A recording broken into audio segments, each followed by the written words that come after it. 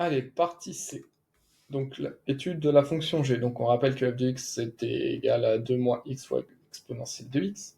Donc, on dit, on considère la fonction g définie et dérivable sur l'intervalle moins 10 jusqu'à 2 par g de x égale f de x fois exponentielle de 5x plus 1 au carré divisé par exponentielle de moins x.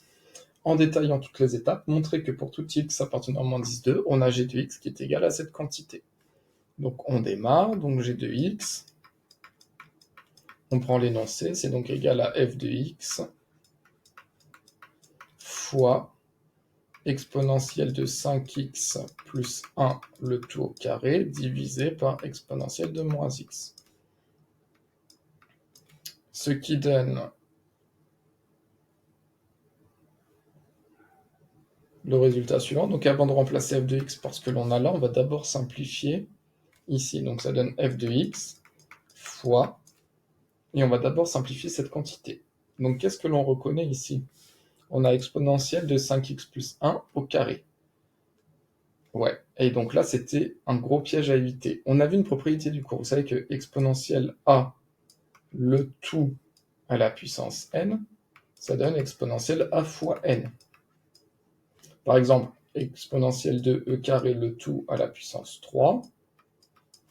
Donc ça, c'est donc égal à e carré fois e carré fois e carré. Donc c'est e carré à la puissance 3. Et donc ça donne exponentielle, donc e carré fois e carré fois e carré, ça donne e fois e fois e fois e, donc ça donne e puissance 6. Et ça, c'est bien égal à exponentielle 2 fois 3. Parce que ici, c'est tout le exponentiel au carré qui a la puissance 3. Mais là, regardez la parenthèse. Le carré, il est uniquement sur le 5x plus 1. Là, j'ai pas exponentielle 5x plus 1, le tout au carré. C'est pas toute l'exponentielle qui est au carré. Ce qui est au carré, c'est que l'exposant. Donc en fait, là, c'est pas la propriété du cours qu'on applique ici. Là, on n'a pas la propriété exponentielle a le tout à la puissance n. Ce n'est pas cette propriété que l'on a ici. La parenthèse n'est pas sur tout l'exponentiel, elle est que sur l'exposant. Donc en fait, ici, ce qui est au carré, c'est juste 5x plus 1 au carré. Donc là, c'était la première identité remarquable. 5x plus 1 au carré, ça, c'est la première identité remarquable.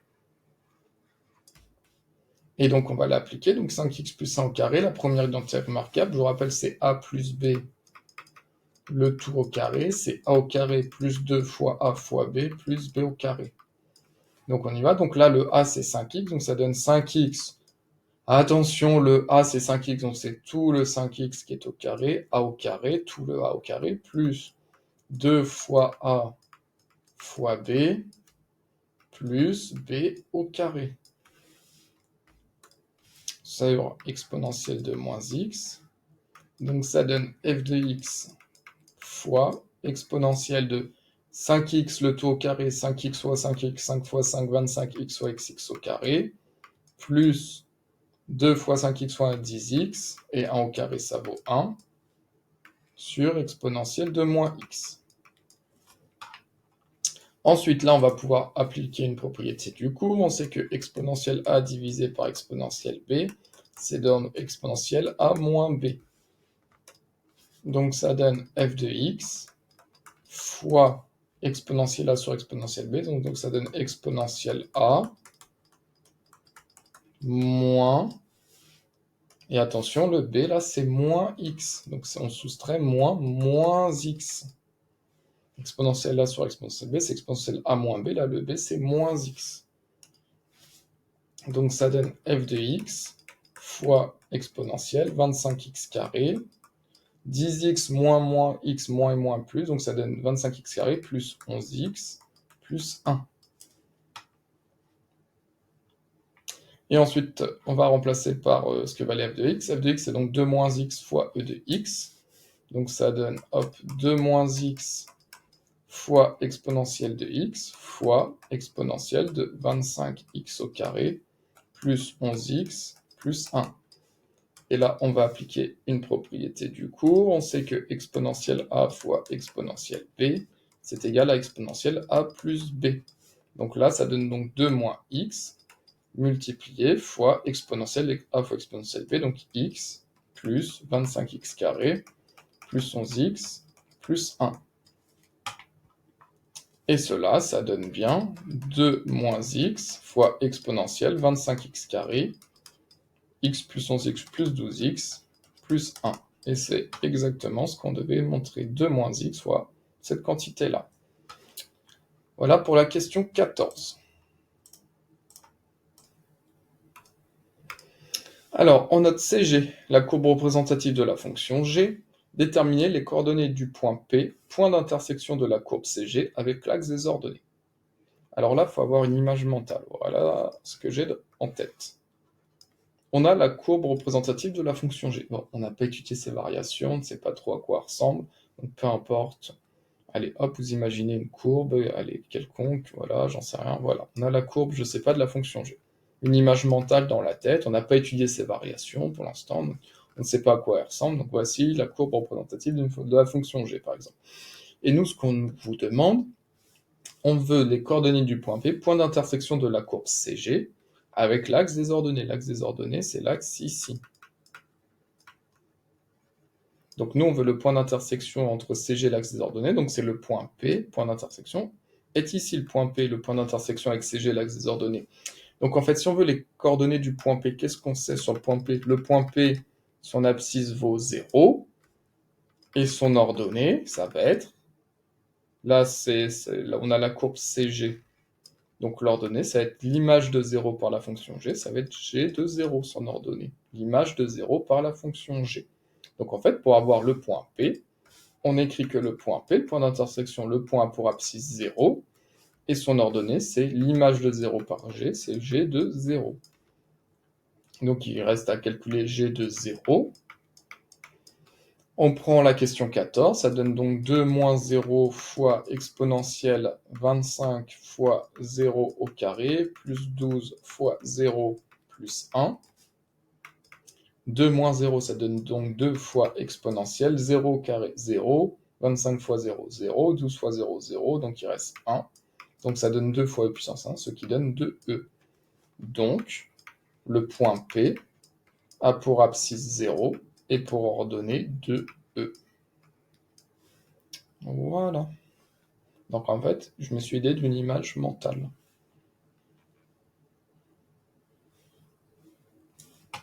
On va passer à la question 16. Alors, question 16. Résoudre l'équation g de x égale 0, en déduire les éventuels points d'intersection de CG avec l'axe des abscisses. Alors, pourquoi on vous demande ça juste? C'est quoi le lien? Donc, je sais pas. Hop, voilà. On n'a pas étudié les variations de g, donc je ne sais pas. Imaginons, j'ai la fonction g, donc on a vu que l'image de 0 c'était 2e, voilà, j'ai une fonction g qui fait comme cela. C'est g. Si on vous demande les coordonnées des points d'intersection de CG avec l'axe des abscisses. Donc là, sur mon exemple, les points d'intersection de CG avec l'axe des abscisses sont ici. Et donc, qu'est-ce qu'on peut dire de ces deux points en rouge, qui sont les points d'intersection? Eh bien, on peut dire que ces deux points, ce sont les antécédents de 0 par G. En effet, là, j'en sais rien, si je suis en moins 5 et là, si je suis en 4, ben on peut dire que G de moins 5 ici vaut 0. Et là, on peut dire que l'image de 4 vaut 0. G de 4 vaut 0. Donc en fait, les coordonnées des points d'intersection de CG avec l'axe des abscisses, ça revient, pour les trouver, à trouver les antécédents de 0 par G. Donc c'est pour ça ici, on vous demande de résoudre g de x égale 0, c'est de déterminer les antécédents de 0 par g. Comme ça, si on trouve les antécédents de 0 par g, on a l'abscisse des points d'intersection, et voilà. Donc c'est ça le lien entre résoudre cette équation et en déduire les coordonnées des points d'intersection de CG avec l'axe des abscisses. Ça revenait à calculer les antécédents de 0 par g.